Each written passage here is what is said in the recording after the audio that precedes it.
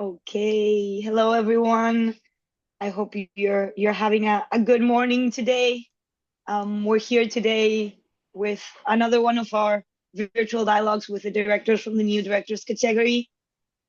These virtual dialogues are with the youth jury of the 23rd Vancouver Latin American Film Festival. First, we'd like to acknowledge that this festival takes place on the traditional, ancestral, and unceded territories of the Coast Salish peoples, including the homelands of the Musqueam, Squamish, and Tsleil-Waututh First Nations. We pay our respects to past, present, and future generations of these beautiful lands where we get to share our stories. The new director's virtual dialogues are presented by Peliplat, the online community for film and TV lovers. You can find the full BLAF 2025 program in the catalog, rate, and review your favorite films. My name is Ana Tonso. I'm the youth jury coordinator here today with Mexican director Manuela Irene, the film Monster of Xibalba. We're also joined with the youth jury, a cohort of 20 local youth that get to watch, discuss each film with the directors behind the project, and finally award the Youth Choice Award for Best New Directors in the category. Today, here with us, Manuela. She's going to speak to us about her film. It's a fiction that revolves around the topics of childhood, imagination, local mythologies, fear, and the encounter with life and death. Hello, Manuela. Thank you so much for being here with us today. Thank you so much for sending in your film. We're so excited to having showcase it in our new directors category. How are you? No, good. Thank you. I'm so super happy. Like when I saw the selection and the criteria of the selection, I was very, very honored to be a part of that group of films. Also, I had watched previously a couple of them, and they were so like moving and personal and important in my view. So I was very, very honored and happy to be a part. Thank you, Manuela. Yes, we're very excited with this year's edition program. It's been great. So many beautiful movies. Manuela, do you want to start off by telling us and telling the audience, because the youth jury already saw the film, a little bit more about your film? Yeah, well, yes, the film is about an 8-year-old whose name is Rogelio. His parents are divorced, so they don't pay much attention to him. When summer vacation comes, they send him off with his Mayan nanny to Yucatan, and he has a bit of an obsession and a very big curiosity about death. So when he gets there, he befriends a couple of kids, of Mayan kids, and they tell him about this mysterious hermit who they call Xibalba Monster. And supposedly, this old man has a deal with the lords of the Mayan to remain amongst the living as he's sick. So that's what the rumor says. And Rogelio, is curiosity is awakened by this story, and he decides to go and spy on him and try to spend as much time with him as possible. And this film was shot in Yucatan, in a state of a very beautiful state in Mexico, across many locations that I cast during like 10 years that it took me like to rewrite and finance and be able to finally shoot this film. And for me, it's like also like apart from all the things it is, it for me it's also like a love song to this amazing landscapes. Thank you, Manuela. It's such a mystical and magical climate that the film has. It's so beautiful. Isat, do you want to start off with your question? Yeah. Hi, I'm Isa. I'm sorry there's music playing the place I am, but I hope you can hear me. I really loved your film. It was like so entertaining. I was so like involved in the story. Um, yeah, I really liked it. I'm curious about how was the process of casting the people to play like the roles, the characters, because it was so like all the dialogues were so good and it was so like inviting us for the story. And I think like the people you chose really like fit in with the characters and like they really it was natural. Yeah, and I want to know like how was the process of finding the people, if it was hard or if it was like, okay, it's you. Yeah, how was that for you? Well, thank you so much. Nice to meet you, and cool T-shirt, by the way. So the as I was writing the script, the main inspiration for the hermit character was my dad. So I would always like call him and ask him like, what would you say about in this situation, or what are your views on this or that? And sometimes like I would call him and he would say something and I would be like typing it into the script. So when the time came to do this film, we had very little, very limited amount of money, and also like security was a big concern of me. I didn't have an AD, so I knew like that was a big responsibility. And I know I started writing this film like 14 years ago.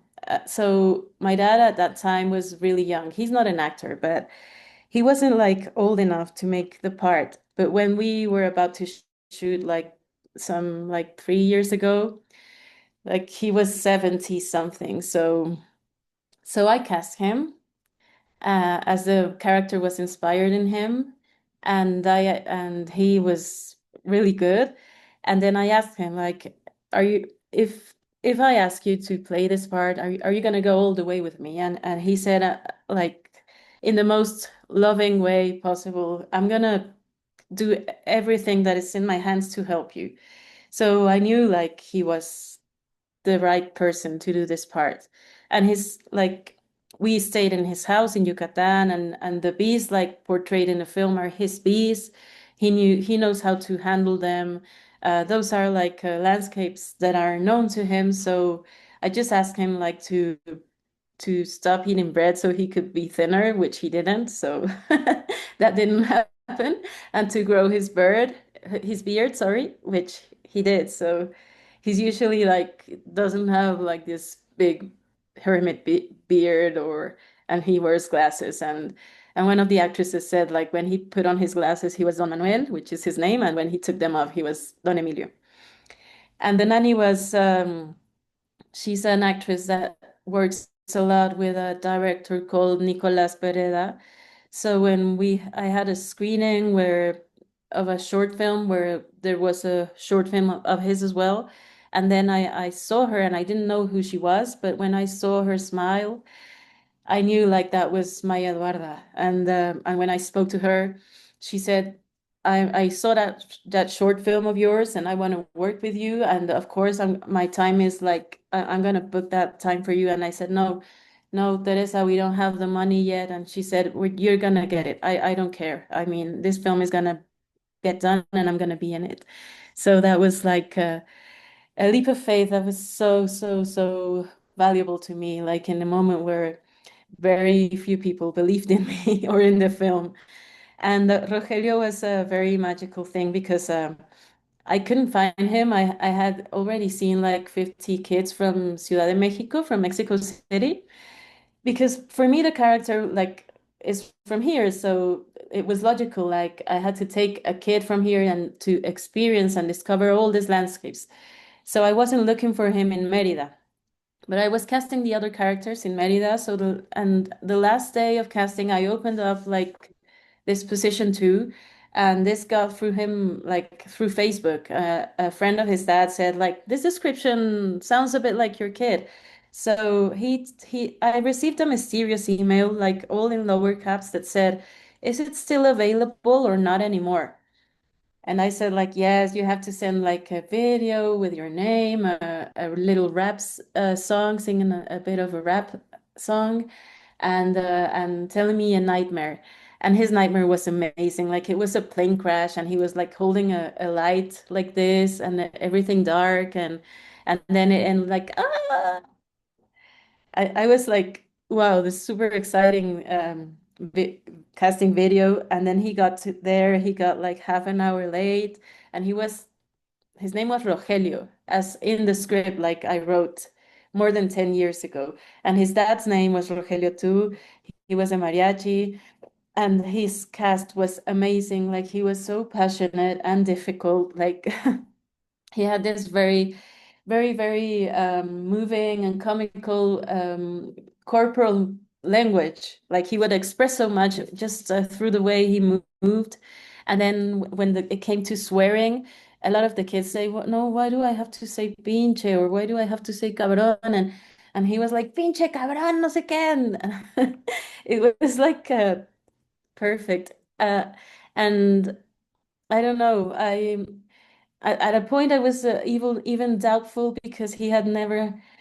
No, I don't know because yeah, because I said like Rogelio, let's do this again, and he said no, why again? And I was like, man, you're gonna have to do this like 2 months. Are you sure? But then I said like the Mayan land gave me this kid in shape, in timing, perfect, passionate, personal, like, and if I didn't see it, like his name is Rogelio, as in the script. So what more do I want?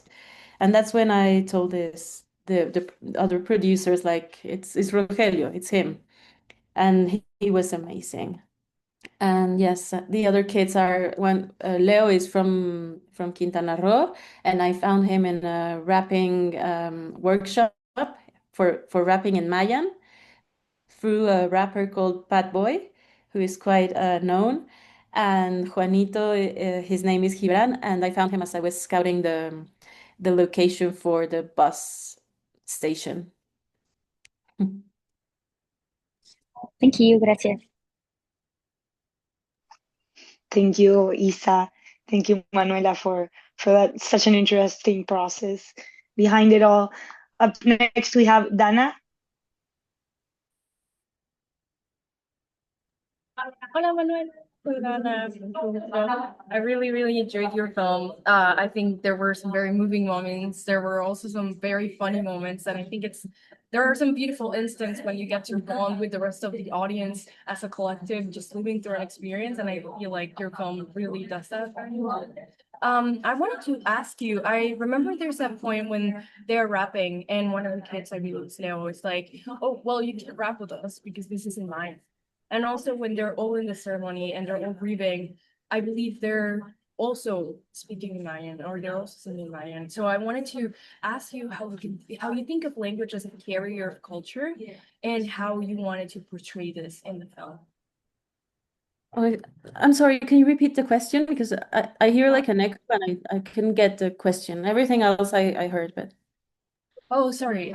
So I just wanted to know how you think of language as a carrier of culture and how you wanted to portray this in the film. no. So how the first thing, how the what? The language as a carrier, right, Dana? The language as a carrier. ¿Quieres hacerla en español? Dana, capaz Sí, se escucha mejor. sí, perdón por el ruido. El lenguaje como algo que encapsula una cultura y cómo quisiste retratar esto en el filme. Um, no, I don't like the language as a carrier. I'm sorry, I don't understand very well that concept, but what I can tell you is that the Mayan culture was very much a great inspiration above all for me to write this story. But not only like as in a history book, but as something that is alive. And one of the things that I love more about Yucatan is that I feel like a very, very beautiful connection with the people when I go there. Like I can just like go and watch a baseball game at a small village and feel like so good to be there, to be sharing that experience with these other people. I like speaking to them. I feel like they understand my sense of humor, and I think that I also like stole a lot of elements from their sense of humor to put them into this film.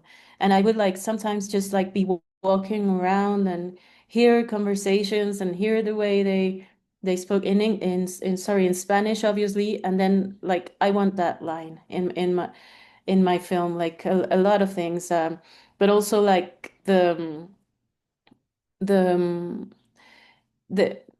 like they have a lot of legends that about like animals, people that transform into animals, and there's this like sense of mystery that's very much alive. That all of that was a huge inspiration for my film, and I also feel a great energy in the places. People told me like you be mindful of the aluches. You have to like come to the places and ask for permission, for their permission to shoot in these places. And as like my background is not religious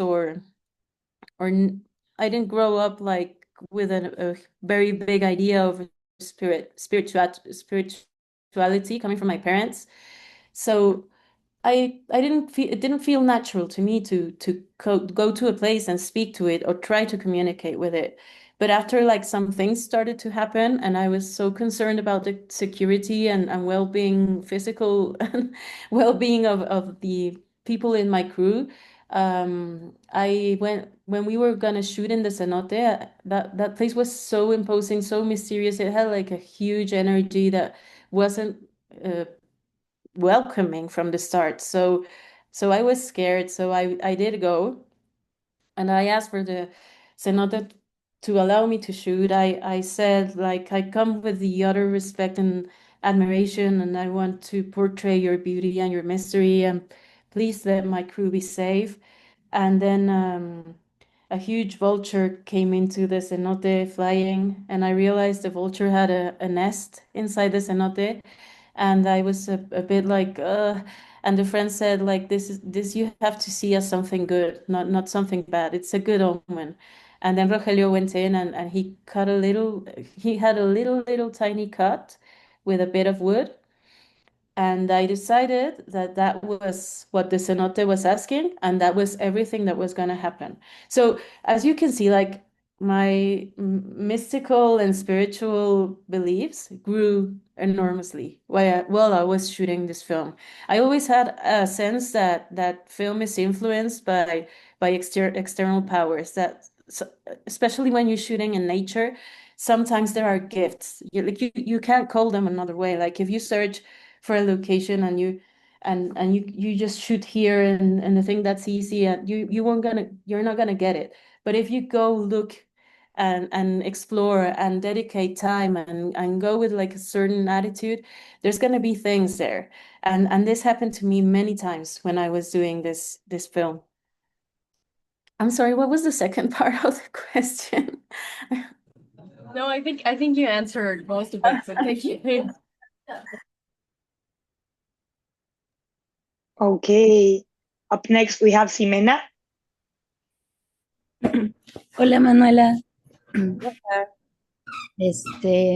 gusto hablar contigo. I just wanted to ask about how did you approach Rogelio with all the themes of death? And I think it was very interesting, and remembering even in my own childhood how I interpreted death and what my parents say to me that I used to tell them. So yeah, I was just wondering, Rogelio being a kid, how did you approach all these themes? What did you talk about with him? How did he take it, or what were his interpretations of death? Like I also wanted to mention, I know I'm speaking so much. I'm sorry, I'm taking so much time. But when we were casting, and this is about your question, like when we were casting, I used to ask the kids like, what do you think happens when you die? And a lot of kids were like, well, you go to heaven with God, and other kids were like, well, it's like in the film Coco. And then Rogelio was like, it's final credits. It goes to black, and I was like so amazed. I mean, he's such an intelligent kid. Like he knows things. When he read the script, I asked him to read it like from beginning to end. It was like 70 pages, and it ended, and he said, this is such a beautiful story because it's funny, but it's sad and it's happy. And like I didn't have to explain most of the things to him. And I didn't like go into the philosophical conversations or anything of the sort. Like my directions towards him were very precise, and I would just like sometimes it was, for example, he has a huge dialogue when he answers to Juanito and Lucio, who are trying to scare him when they go looking for Don Emilio. He gives like this huge monologue, and he wasn't like getting it right, and he was becoming frustrated. So I just like centered him and said, "You are the person who has to do this, and we are all expecting you to do it, and I know you can do it." So it was like that kind of encouragement. At the next shot, he got it like perfect. And also like when he got like these perfect shots, I didn't want to push it, so we would just move on. And also we would have very, very little time. And he was like, he's so inquieto, he's so restless. I guess it has to do like with his intelligence. He would like snap out of things and start talking and having fun. And so sometimes we had to like move quickly. And so as I didn't have an AD, I would just like say, corre cámara, corre sonido. And then he would like, boom, he would just snap into the character immediately. I mean, it was amazing for us.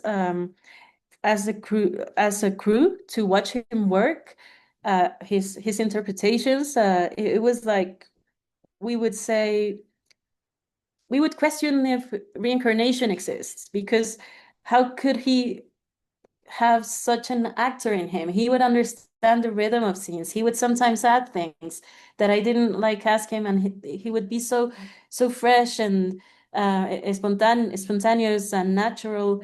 He's just amazing.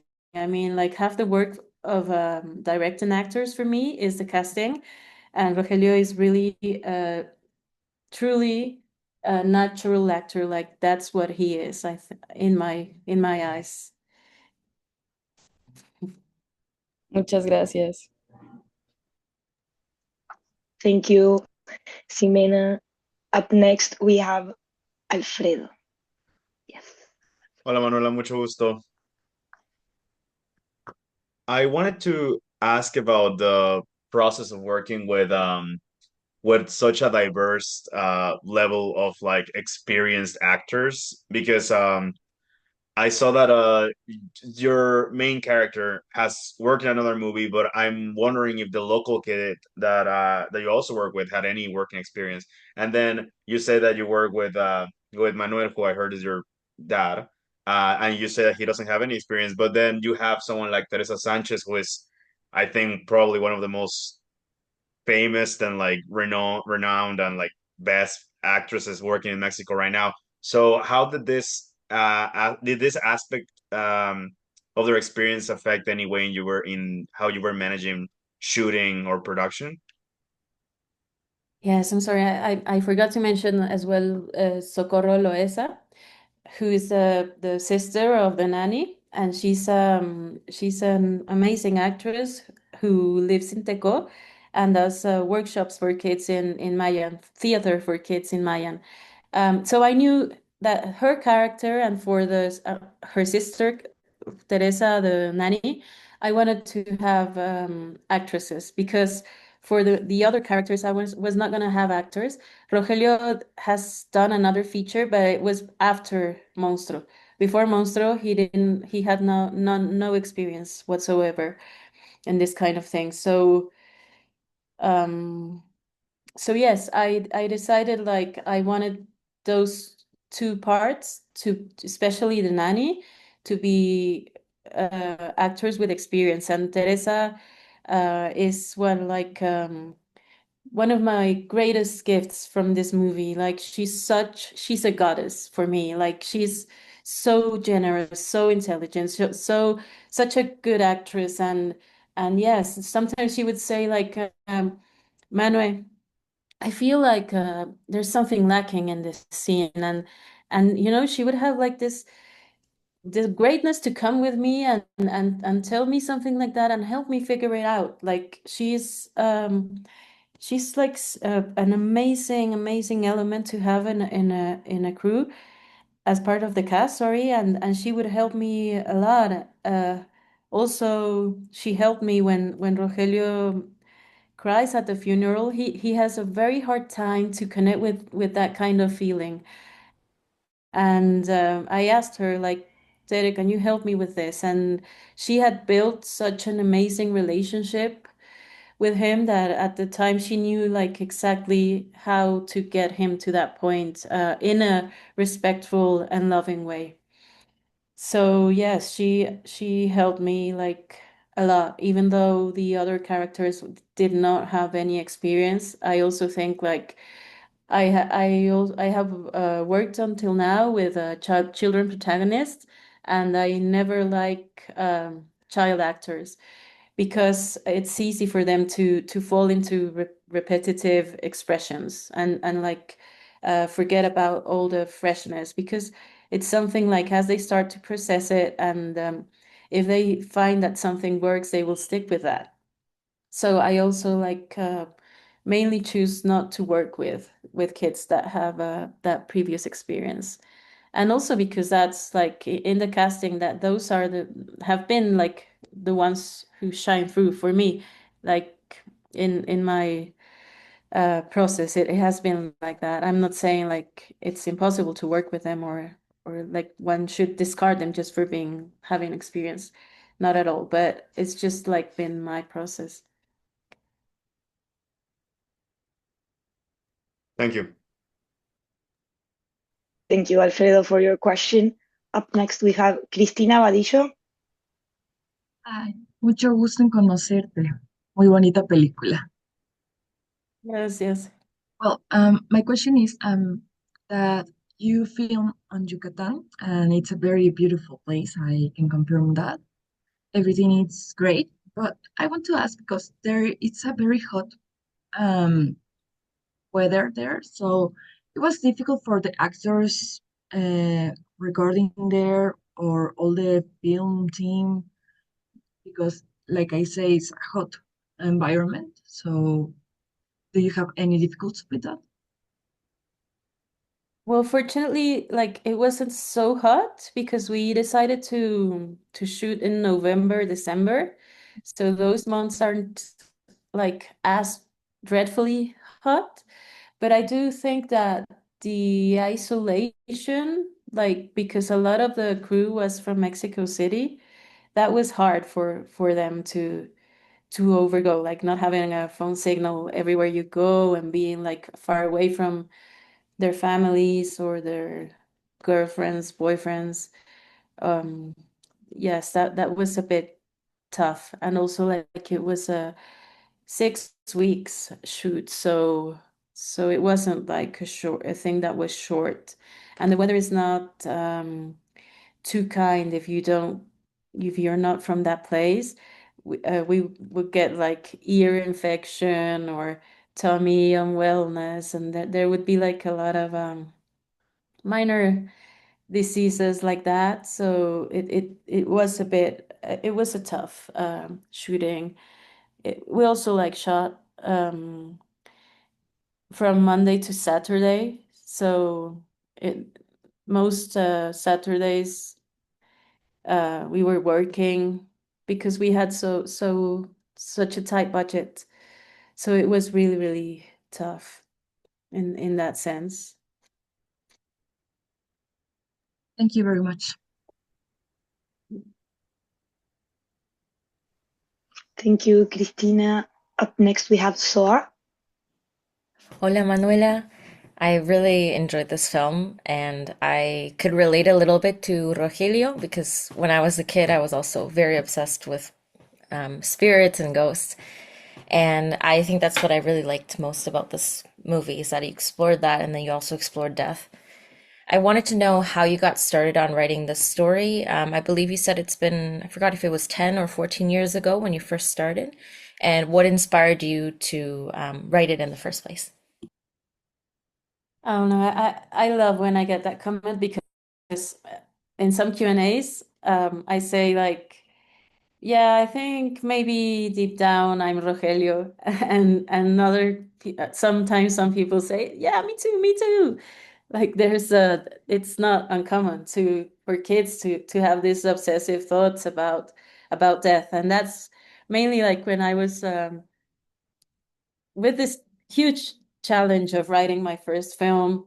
I have always like thought it has to be something like important and deep, and it's so much time and money and effort and energy from a lot of people, like you can't just like go and shoot whatever.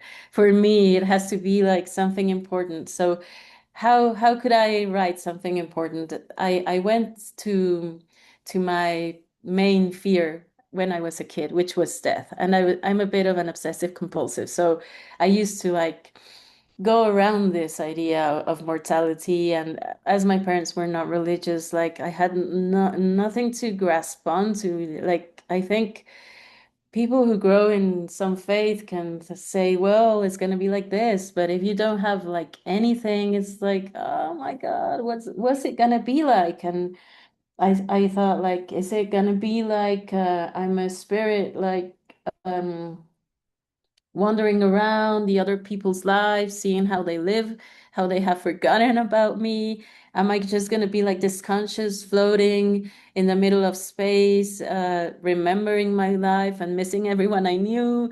Am I going to like still feel when I am being eaten by the insects and degrading into a skeleton? So that's what I grasped tightly and try to remember all these feelings of confusion and this curiosity, and inspiring that to write Monstruo de Xibalba. That's amazing. Thank you so much. I can relate a bit. Thank you. Thank you, Manuela. Thank you, Soa. Up next, we have Gregor. Hola, Manuela. Un gusto. Congratulations on your film. My question is more regarding to your experience with filming with your father. If you could share a little bit of, well, the ups and downs maybe about, or what did you find after or during the filming process? Because uh, as good of an actor as he was in the film, I well, it's still a daughter and father dynamic at the end of the day. So I'm just curious to hear about what you found or what you learned about him during the filming of your movie. It was very simple to work with my dad. He was like extremely generous in giving me like the best he could, and like making an interpretation of the notes I gave, and trying his best like to go through with that. He would get a bit frustrated when he couldn't remember a dialogue perfectly well. I used to say like it's super normal and that it didn't matter if we have to do another take, but he was a bit hard on himself in that sense. But I guess this, as all these landscapes were known to him, and the character is inspired in a part of him, which is like tends to isolate, and like what is reflected in that character is it's just a part of him. But I think he could connect with that, and I would have to do like very, very little notes. Sometimes I felt like he went into a bit of classic film, classic Mexican film man character. I don't know how to specify it. But then I would just like have to get him out of that. But that was like the worst he would do. Also, I had like sometimes where some written parts where he would laugh, and he didn't really like know how to make this laugh come out of nowhere. So he said, "What if I just cough?" And then I'm like sick of something. So I said yes, and it really didn't like turn in the final cut, that coughing thing. But what was a big challenge for me was the funeral scene. That would haunt me. Like I didn't want to see him like dead, like it was like, oh no, I gotta, it was like something that was hanging over my head the whole time when, oh, we have to do this, we have to do this. And then when it came, it was just like doing any other scene. I was worried about a lot of other things, you know. I wasn't like going through thinking about my dad's death or thing. I was like, now we have to do this, we have to do that, and I was like directing, so it wasn't really that hard. But he said it wasn't pleasant for him. And then when we were done and he had to like give a note, a small short video for a festival, and he said it was very weird becoming another person and like seeing me in the cinema, and I would not like to do it again. But now I have a project, and I have asked him like, do you want to play this character? And he said yes. Because my children, my son and daughter were like, yes, yes, yes. And he said, okay, I'll do it. So maybe it wasn't so unpleasant at the end. Gracias. Thank you. Thank you, Gregor, for your question. Up next, we have Sophie. Yeah. Hola, Manuela. Yesterday at the screening, we had one of the actors who played like one of the American tourists there with us. I forget his name. I'm so sorry, but he lives like, sorry? Jeffrey Birkin. Yes, yes. And like he lives in Vancouver, so that was really cool to see him there. And we did a Q&A in the end, and somebody in the audience asked about the music references that you have in the film. And I was really curious to hear more about that. Like, because to me, like it was a very kind of like punchy and like epic part of the movie, and I felt like there were a lot of like references to like adventure films. So I was wondering if you could speak on that a little bit. Yeah, so I have a short trailer teaser, I think trailer, yeah, teaser. Uh, that I did like in one of these trips. I went to Yucatan with a very, very small camera, and my sister helping me record the sound. And when I always like to say that when you watch that, I think it's a 2 minute clip, and then you watch like what the film is. It's like watching the old Simpsons, you know, it's like very precario, like primitive form or of the new Simpsons. So when I did that clip, I was looking for music, and I found this piece that's called like Serious Small Piece Number Two by Silvestre Revueltas, this amazing Mexican composer. And I put that piece in there, and I showed that in a workshop where I was working the script of this movie. And one of the tutors said, like, if are you gonna use that music in the film?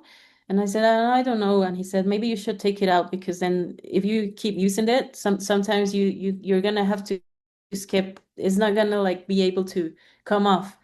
And it happened like that. I mean, afterwards, when I was thinking about the film, I really wanted it to have this piece, La Noche de los Mayas, which is a very, very famous piece by Silvestre Revueltas. And then when we were editing, I told Liora, the editor, Liora Spilk, to use that in the skeleton part where he finds like the huge skull. And she showed me what she had done. It was amazing. Like I knew I had to get the rights to use that piece of music. And then afterwards, when we did the end scene, it's the same piece. Like all through where there's a funeral and the bike scene, it's the same piece, but it's another part of that piece. And it was just like amazing how it worked, because even like there's some drums that Rogelio like turns like this, and it's like bam bam bam. I mean, I don't know, it was like huge coincidence or gift, I don't know how to name it. So Tomás Barreiro, who is an amazing music composer, and lifted me from the swamp when I had like no money, no time, no one to help me. He's done amazing films like Museo or La Cocina. He's done huge projects, and he my film and he said, I want to do it. And he went on this sinking boat with me and composed the most amazing pieces inspired in Silvestre Revueltas. We knew we wanted that like mysterious old town Mexican, I don't know, like some like it has a sense of something traditional, but also like epic, and everything was inspired from there, and from also like from the music in composed in El Chocó in Pacífico in Colombia. There's this they use this marimba that is very watery, that was also like an inspiration for a couple of the pieces, but mainly Silvestre Revueltas, that piece, we did everything, constructed everything like around that feeling of fear and mystery and greatness. Really cool. Thank you.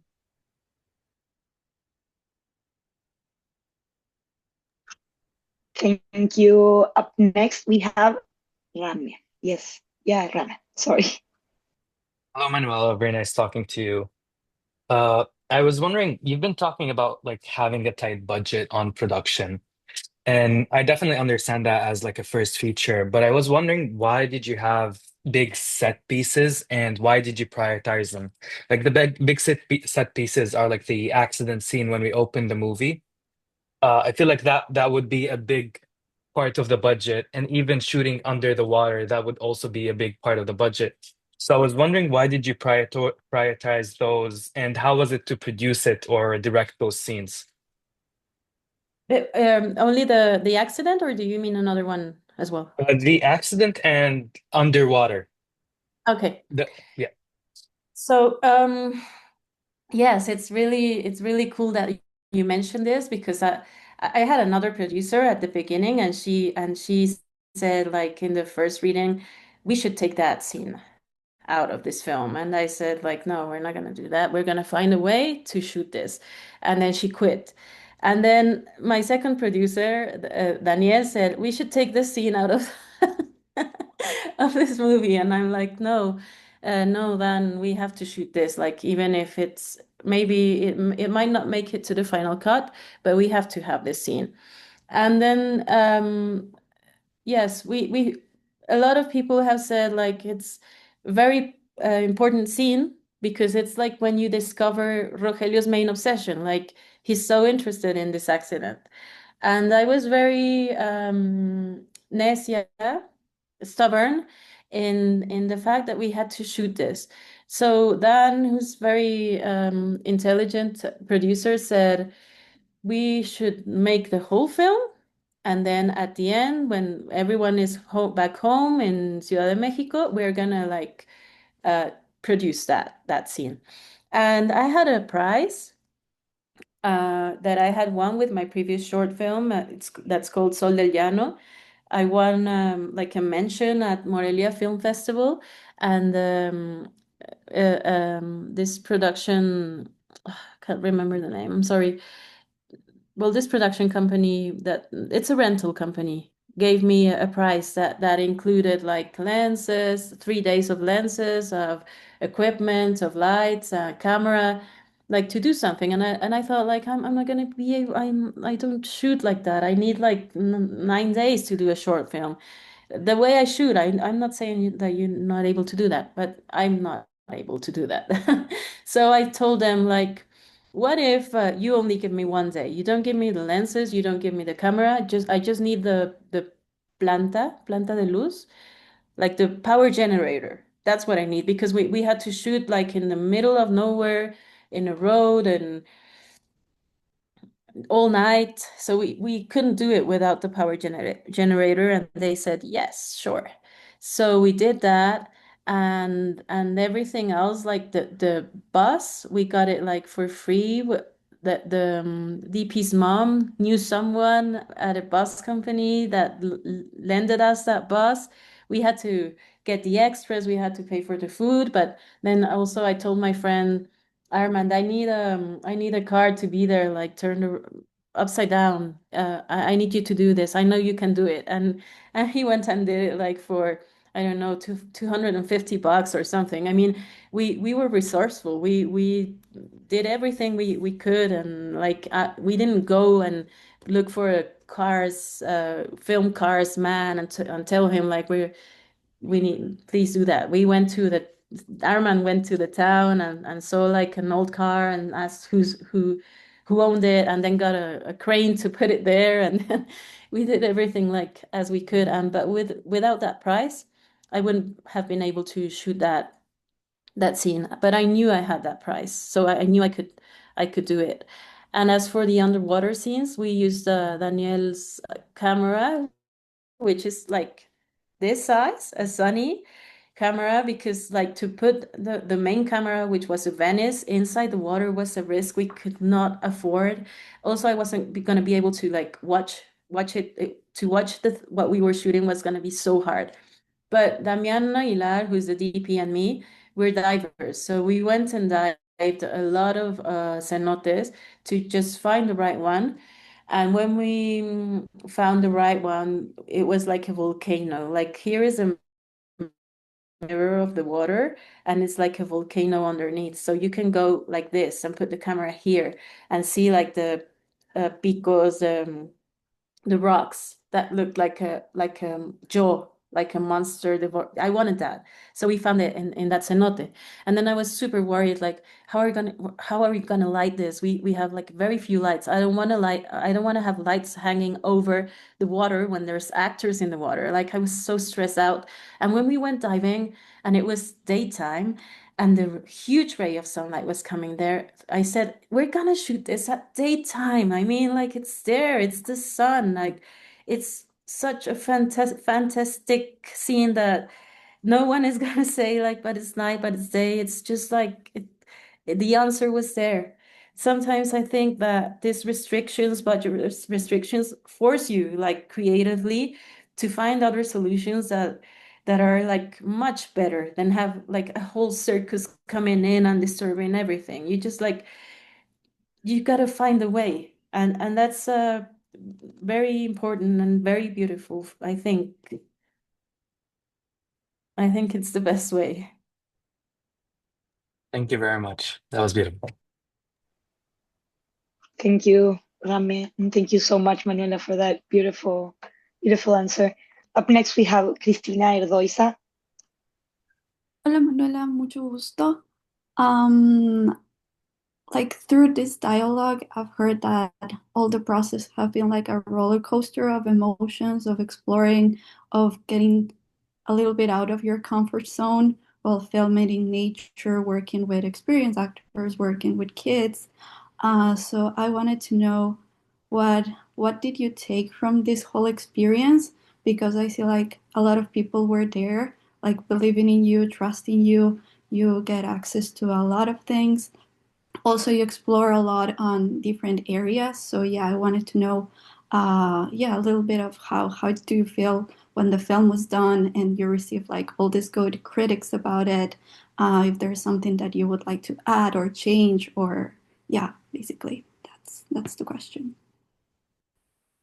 Well, I guess the I was very frustrated over the years. I mean, like now I laugh and I say like, oh, it took me 10 years, ha ha ha.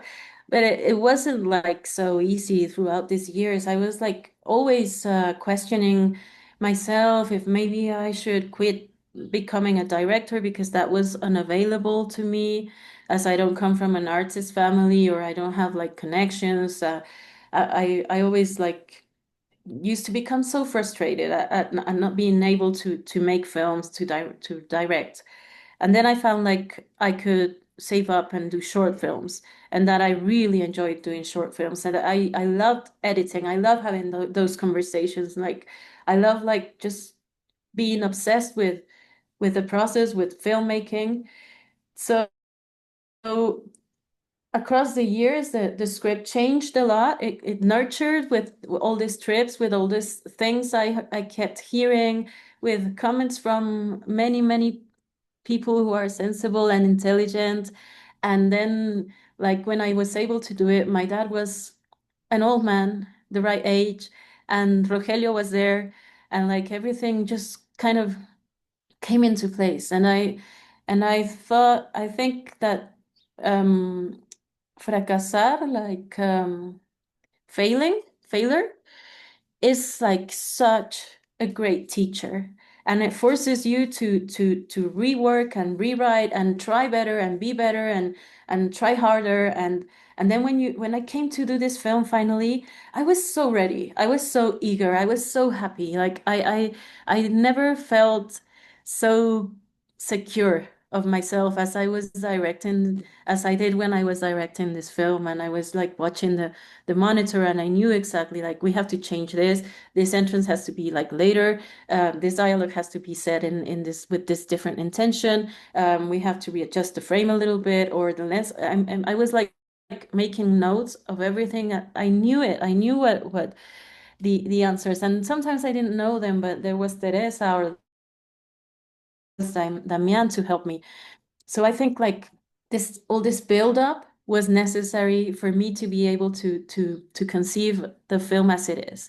So I'm just so grateful. I don't have any regrets. I'm only grateful that this took this long time, that it happened just as it did. And that's all I can say. Like, I'm super grateful. I like the movie a lot. Like, I watch it, and even though I know like many amazing people helped me put it together, even being so, I cannot believe that's my film. Like, I don't mean this like in an egocentric way. It's just like I'm really grateful that the things happened as they did, even with that great amount of frustration across the years. It all paid back. Thank you. Okay, thank you, Cristina. Thank you, Manuela. Up next, we have Alfredo. Yes, I do have one more question. Can you guys hear me properly? Sorry. Excuse me. Can you hear me properly? Sí, te escucho. Perfect. Um, so I think the sense of humor of your movie is very refreshing, and that the actors have really good timing, and I was wondering how big of a consideration that was for choosing your actors.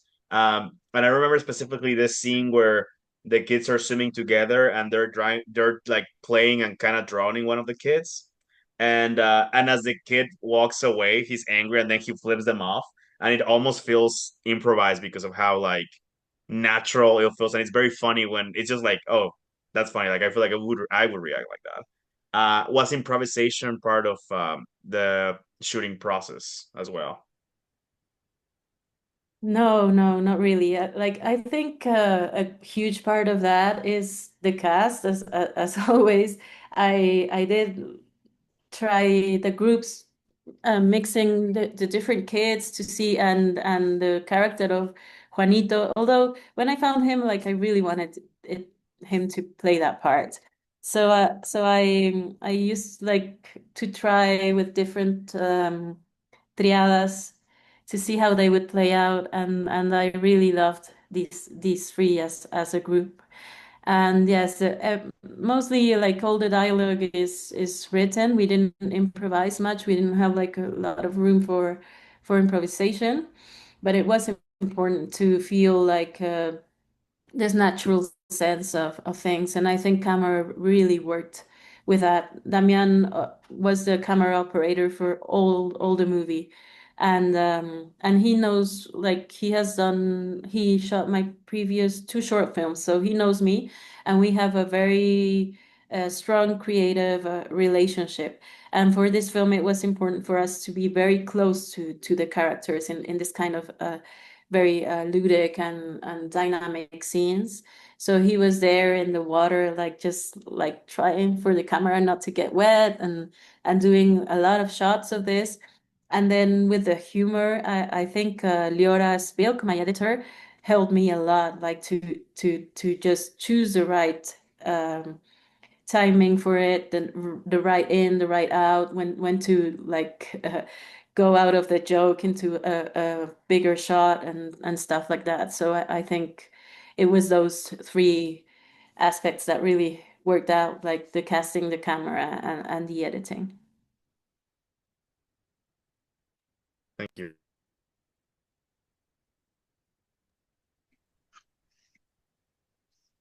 Thank you. Thank you for your questions and your answer, Manuela. Up next, we're going to go with Leonardo. Hi, es un gusto, Manuela. I want to say that I really enjoy your film, and there is one scene that I really connected with is when Rogelio is reading out loud the Tobieski's notes from Underground. My question for you is, how do you hope audiences reflect on their own cultural relationships with death after watching Rogelio's journey? I guess my bigger hope um, is that we audiences like will reflect more on the relationship with nature and the importance of nature, because the relationship with death is like such a personal thing, and it depends of your whole life experience. So I don't think I can have any expectations into something that's so intimate and personal. But I do have a certain hope that to highlight nature as something that is important for human beings, like for our even emotional sanity, and to have like allow this bigger spiritual connection to, become respectful towards nature, which is our creator, basically. I do have that hope in my heart that my films can help in that sense, to open our eyes and our hearts, really, to be able to appreciate and respect a little bit more nature. Muchas gracias, Manuela. Es muy lindo lo que has dicho. Gracias. Okay, Manuela, I think we're out of time for today, but it's been amazing to be able to listen to you and hear the process behind this amazing film. I'm sure all the audience enjoyed it as much as we did. It was a very nice screening, and we're very excited to have also part of the cast here with us and meeting him. So thank you so much for being here today, and thank you so much for being a part of the 23rd edition of this beautiful festival. Thank you very much. It's been an honor, and thank you for your beautiful questions, and I've really enjoyed this time with you. Thank you. Thank you. Bye, Manuela. Bye.